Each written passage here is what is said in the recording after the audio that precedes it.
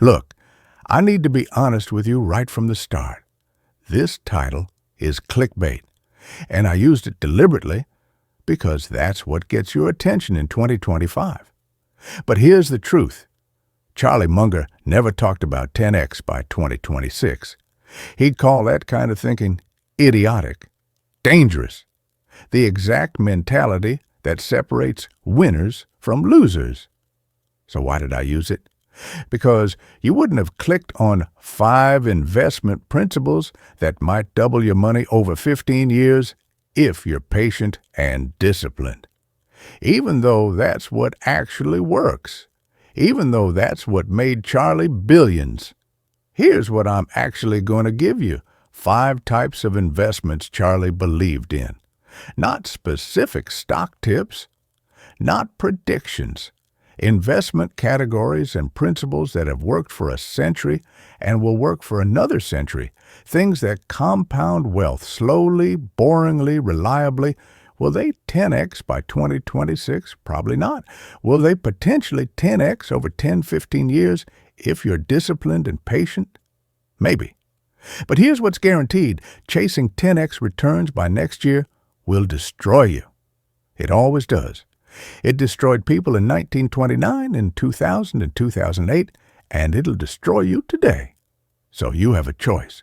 Click away and go find someone promising you'll get rich by Thursday, or stay here and learn what actually works. Most of you will leave, and that's fine. More opportunities for those who stay. Let's go. Investment number 1, your own mind, the only guaranteed return.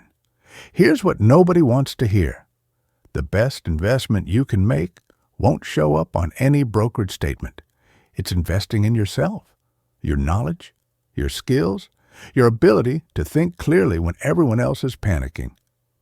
Charlie spent 70 years reading 5 to 6 hours per day. Every single day, books, annual reports, newspapers, scientific journals. He built what he called a latticework of mental models, frameworks from multiple disciplines that helped him see patterns others missed. And this wasn't recreation. This was his competitive advantage. While everyone else was watching TV or scrolling social media, Charlie was accumulating knowledge that compounded over decades. You see, most of you are looking for the hot stock tip, the next Tesla, the next Bitcoin. You want someone to hand you the answer so you can get rich without doing the work. But that's not how this works. The people who actually get wealthy and stay wealthy invest in becoming better decision makers first. They read, they study, they learn from other people's mistakes, so they don't have to make all those expensive mistakes themselves. Let me give you the math on this. Say you're making $50,000 per year. You invest in learning skills that increase your income by 20% over 5 years. That's $10,000 more per year.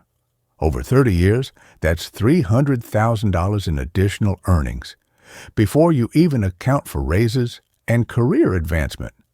But if you save and invest that extra $10,000 per year at 8% returns, it becomes over $1.2 million in 30 years, from one investment in yourself that increased your earnings by 20%.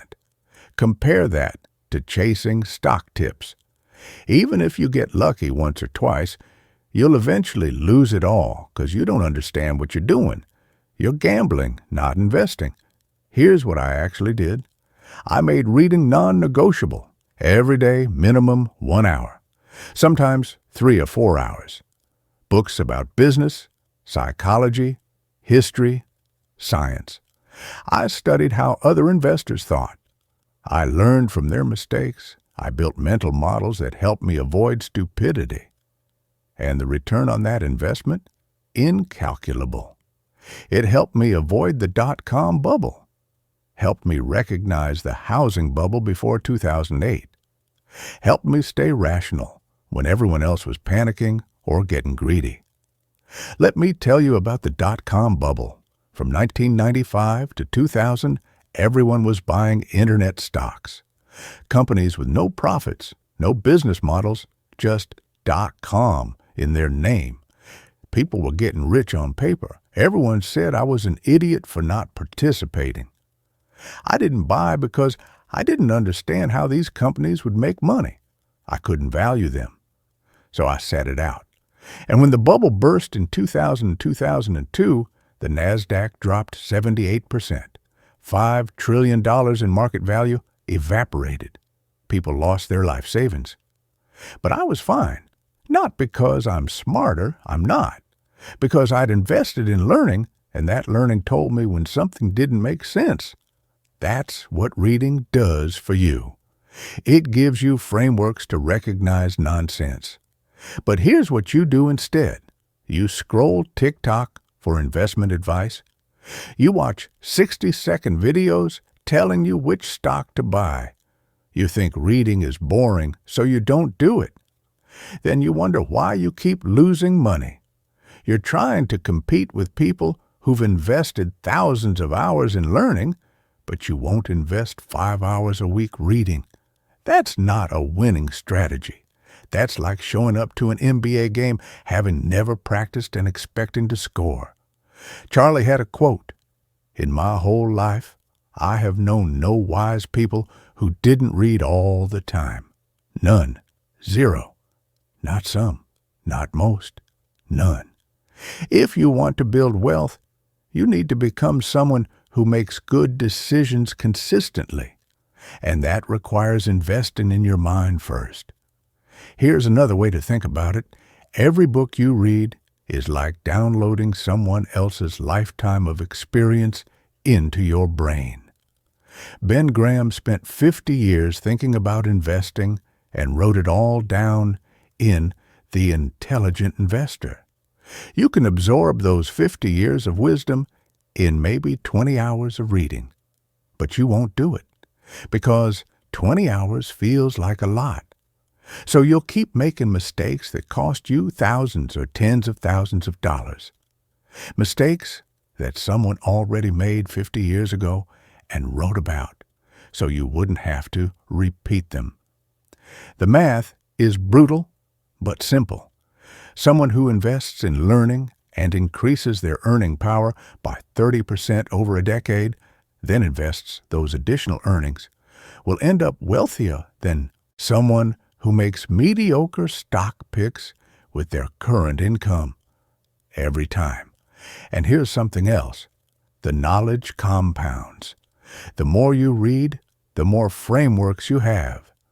The more frameworks you have, the faster you learn new things, because you can connect them to what you already know.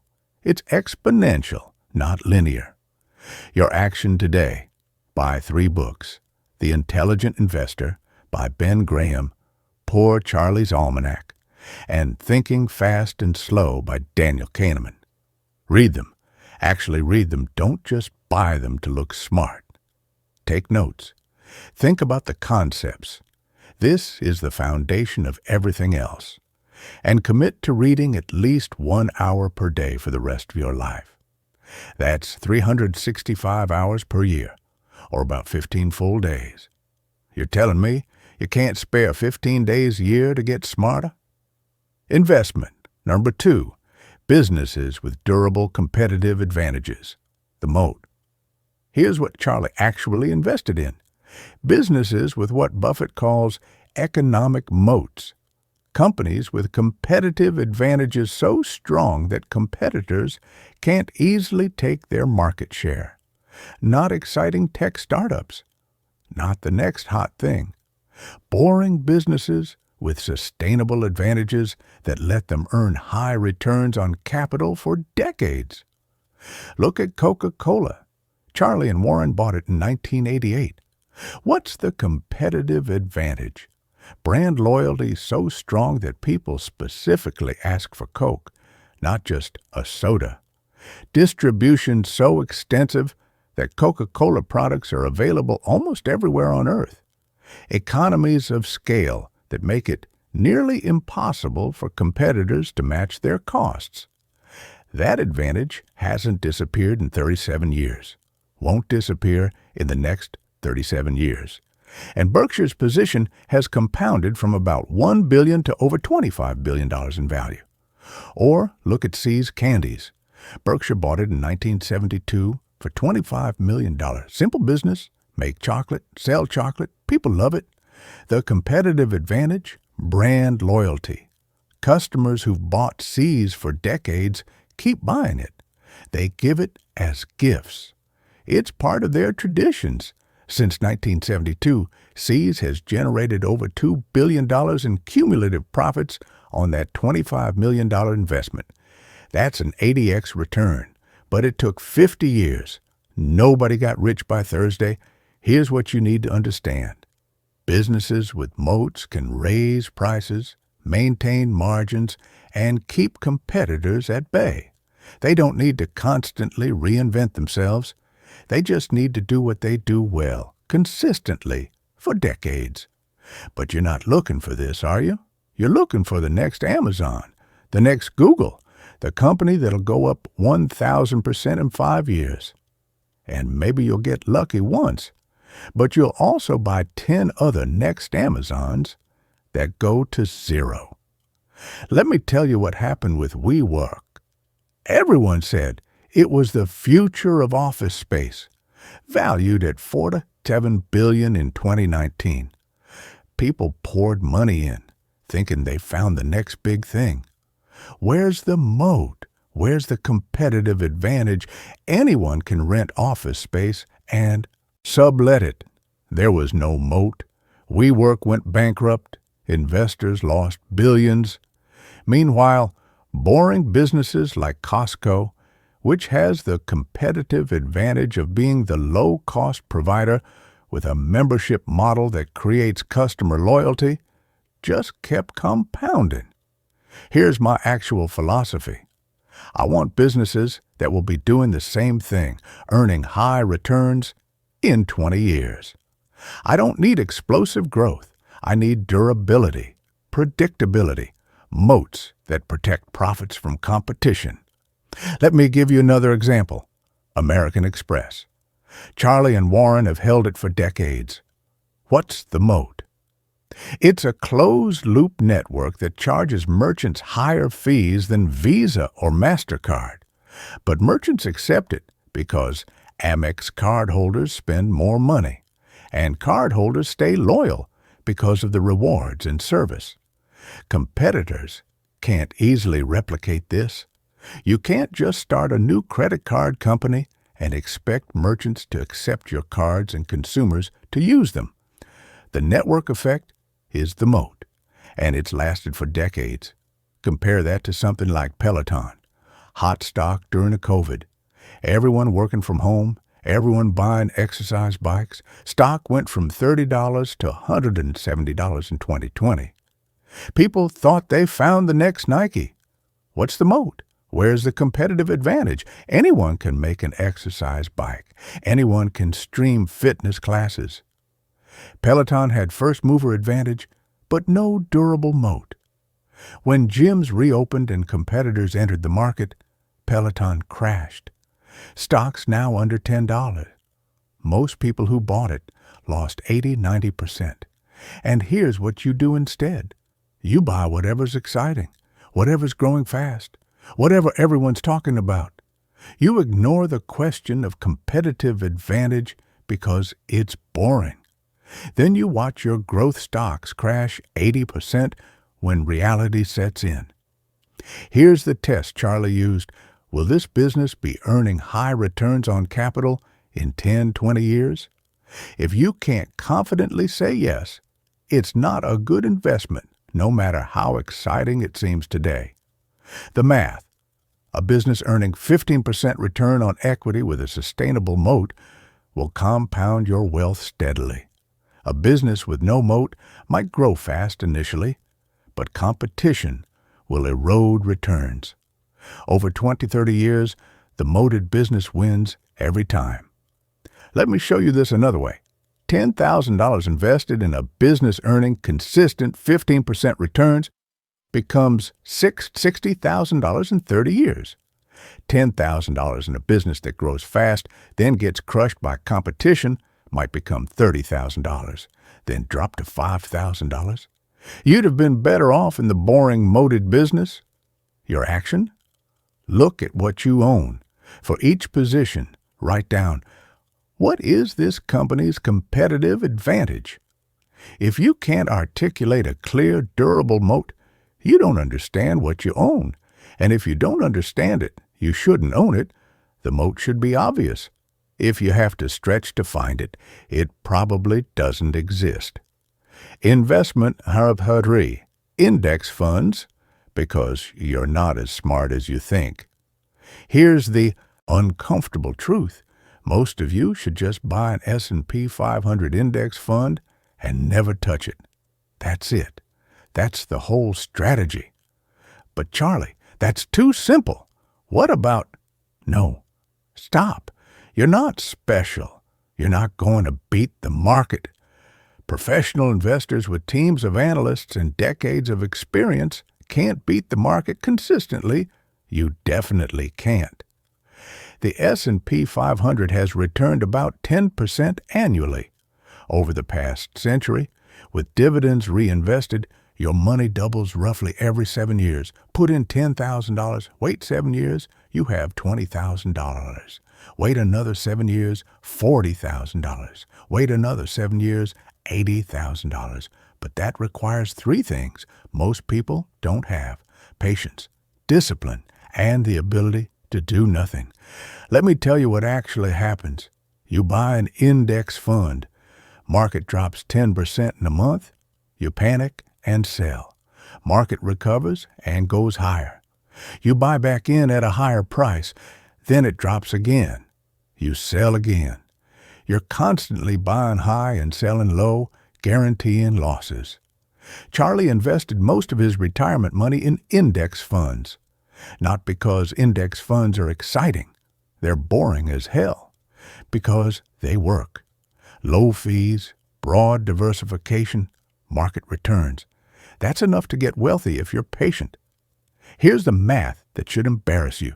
From 2000 to 2020, the S&P 500 returned about 7% annually, but the average equity investor only got about 2.9% because of emotional decisions and terrible timing. That difference, 7% versus 2.9%, turns $100,000 into either $387,000 or $194,000 over 20 years. You cost yourself $193,000 by thinking you're smart enough to time the market. But you won't listen, will you? You'll try to pick individual stocks. You'll trade in and out based on news headlines. You'll convince yourself you can beat the market, despite all evidence showing you can't. Let me give you a real example. From 2010 to 2020, the S&P 500 was up over 250%. If you just held an index fund, you more than tripled your money. But how many people actually got that return? Most didn't. They sold during the 2011 correction, or the 2015-2016 slowdown, or the December 2018 drop, or March 2020. They were constantly in and out, missing the recovery rallies that generated most of the gains. Here's something most people don't understand. Most of the market's gains come in just a handful of days. From 2000 to 2020, if you missed just the 10 best days in the market, your returns dropped from 7% annually to about 3.5%. Miss the best 20 days? You're at 1.2% annually. You know what's impossible. Knowing which days will be the best days. They usually come right after the worst days, when everyone's panicking. So if you sell in a panic, you miss the recovery. This is why trying to time the market destroys returns. Here's what I actually believe. For most people, the best investment is a low-cost total market index fund that you buy automatically every month and never sell. Not for 5 years. Not for 10 years. Not until you actually need the money in retirement. And here's what you'll actually do. You'll buy some index funds. Then you'll also buy individual stocks because index funds are boring. You'll trade those stocks, lose money, and end up worse off than if you just stuck with a boring index fund. The math on fees alone is devastating. An actively managed fund charging 1% per year will cost you about $300,000 on a $300,000 portfolio over 30 years, assuming 8% gross returns.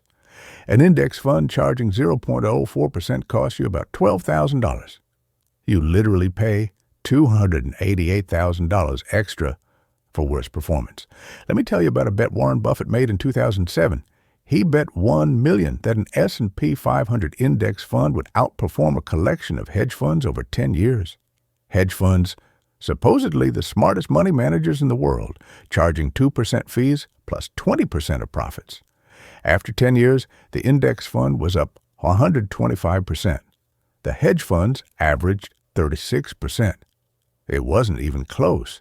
The dumb index fund crushed the smart hedge fund managers. And those hedge fund investors paid millions in fees for the privilege of underperforming. Your action, if you don't already have one, open a low-cost brokerage account. Set up automatic monthly investments into a total market index fund or S&P 500 fund with expense ratios under 0.1%. Then delete the app from your phone so you stop checking it. Check once per year to rebalance if needed. That's it. And if you have money in actively managed funds, calculate what those fees are actually costing you over 20-30 years. That number should terrify you into switching. Investment number 4, your own small business, the path nobody talks about. Here's something Charlie understood that most people ignore. Starting a small business that generates cash flow is one of the best investments most people can make.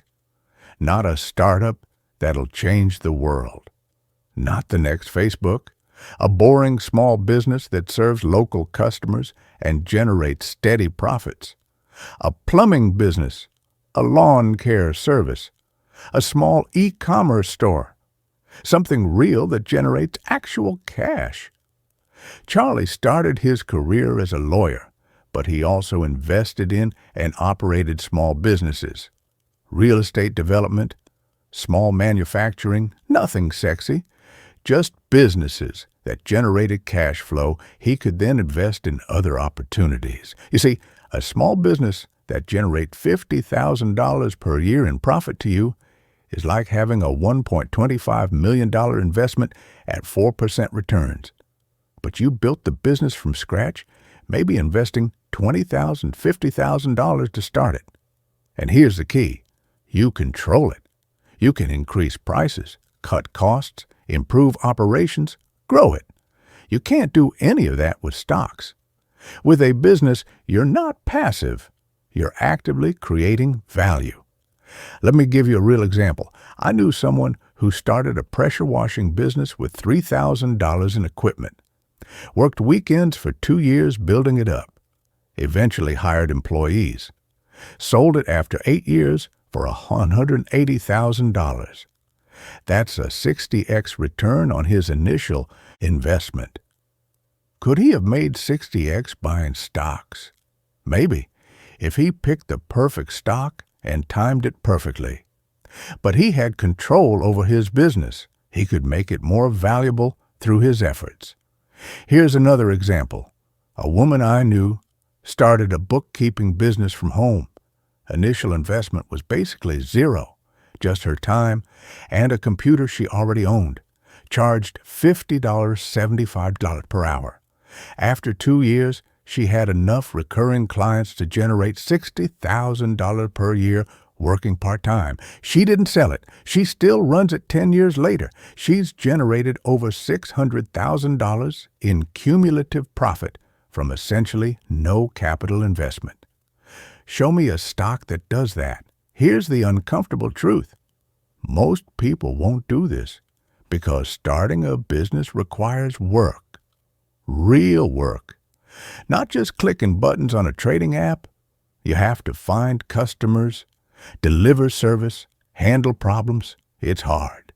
But the people who do it often build more wealth than people who just invest in stocks. Because they're creating value, not just hoping stocks go up.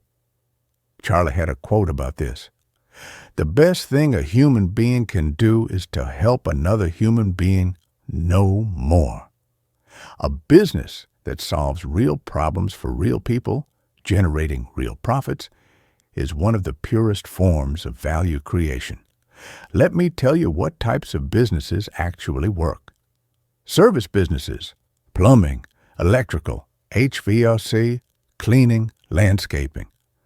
People always need these services and they can't be easily automated or outsourced. If you're good and reliable, you'll have more work than you can handle. E-commerce businesses selling niche products. Not trying to compete with Amazon on everything, but finding specific products that serve specific customers well. A guy I knew started selling specialized car parts online. Built it to $200,000 in annual revenue working from home. Local service businesses that can't be disrupted by technology. Hair salons, restaurants, pet grooming, auto repair. These require physical presence and human skill. They're not going away. The key is this. Don't try to build the next unicorn. Build something that generates cash flow. Something boring that people actually need. Something you can start small and grow gradually. And here's what you'll do instead. You'll dream about starting a business but never actually do it. Too risky. Too much work. Too uncertain. So you'll keep putting money in stocks and hoping for the best, giving up the higher potential returns of entrepreneurship. The math? Say you start a business with $10,000. Over 5 years, you build it to generate $40,000 per year in profit to you. That's a 400% annual return on your time and capital. And you can keep collecting those profits for years, or sell the business for a multiple of those profits. Compare that to putting $10,000 in stocks and hoping it grows. Even at excellent 15% returns, you'd have about $20,000 after 5 years. The business path has much higher potential if you're willing to do the work. But here's the catch. Most people fail at business because they chase trendy ideas instead of solving real problems. They want to build an app or start a cryptocurrency. They don't want to do the boring work of serving customers with a lawn care service or a bookkeeping business. Your action. Identify a skill you have or could learn that people actually pay for. Plumbing, electrical work, bookkeeping, web design, marketing, lawn care, house cleaning. Something real. Research what it would take to start that as a side business. You don't need to quit your job. Start small, nights and weekends. If it works, scale it. If not, you learned something valuable. Talk to 5 people in the next 2 weeks who run small businesses. Ask them how they started, what they wish they'd known. What worked? This cost you nothing but time. Investment. 5. Yourself through frugality, the inverse investment. Here's the final investment nobody talks about. Investing in yourself by not spending money. Frugality. Living below your means. This might be the highest return investment available, and it costs nothing. Every dollar you don't spend is a dollar you can invest. And every dollar you invest compounds over time, so not buying something stupid today might be worth $10 or $20 and $20 years after compounding. Charlie lived in the same house for decades, drove normal cars, didn't waste money on status symbols. He was worth billions, but lived like he was worth millions. Why? Because he understood that money spent on impressive nonsense is money that can't compound. Let me show you the math. Say you're spending $500 per month on things you don't actually need. Meal delivery services, subscriptions you don't use, clothes you don't wear, a car payment that's too high. That's $6,000 per year. If you invested that $6,000 annually for 30 years at 8% returns, you'd have about $735,000. You literally spent $750,000 on garbage you don't remember buying. But you won't do this, will you? Because frugality isn't sexy. It's not exciting to drive a 10-year-old car. It's not impressive to live in a modest house. You want people to think you're successful, so you spend money proving it. Let me tell you about someone who got this right. There was a janitor named Ronald Reed who died in 2014 worth $8 million. How? He lived frugally, invested his savings in dividend stocks, and never sold. Just held them for 50-plus years. He drove an old car, lived simply, and let compound interest do the work. Meanwhile, his neighbors who earned more, spent more, and looked more successful ended up with far less wealth because they consumed instead of invested. Here's my actual philosophy. Every purchase is a trade-off. When you buy something, you're trading the future value of that money for whatever you're buying today. Sometimes that's worth it. You need food, shelter, health care. But most of what people buy, not worth it. Let me break down where people waste money. Cars. The average new car payment in America is over $700 per month. That's $8,400 per year. Over 30 years, invested at 8%, that's $1.03 million. You spent $1 million so you could drive new cars instead of reliable used ones. Housing. People buy houses that are way bigger than they need because bigger seems better. The difference between a $300,000 house and a $400,000 house might be $500 per month in mortgage payment. Over 30 years, that's $180,000 in additional principal payments, plus probably $300,000 in additional interest. $500,000 for extra space you don't use? Eating out. The average American household spends $3,000 to $5,000 per year on restaurants. Cut that in half. Invest the savings. Over 30 years, that's $100,000, $175,000. You spent $100,000 on meals you don't remember eating. And here's what you do. You lease cars you can't afford. You buy houses that are too big. You eat out constantly.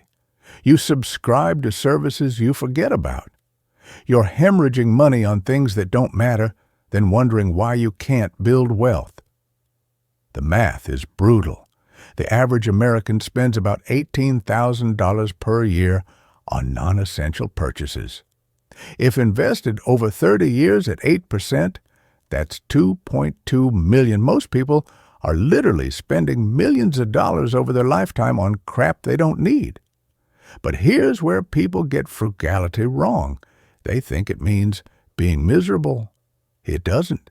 It means spending intentionally on things that actually matter to you and cutting everything else. Charlie spent money on books, education, experiences with family. He didn't spend money on impressing strangers or keeping up with his neighbors. That's the difference. Let me give you one more example. I knew two people who graduated together with similar incomes.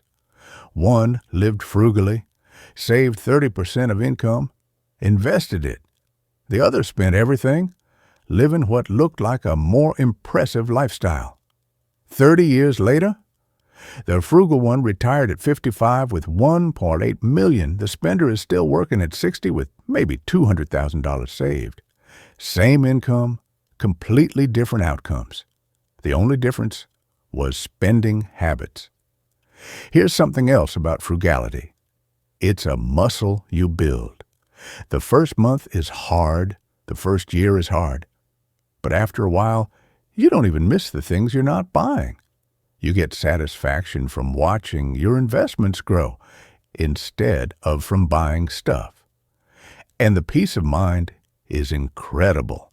When you're not living paycheck to paycheck, when you have investments growing, when you're not stressed about money, that's worth more than any car or house or vacation.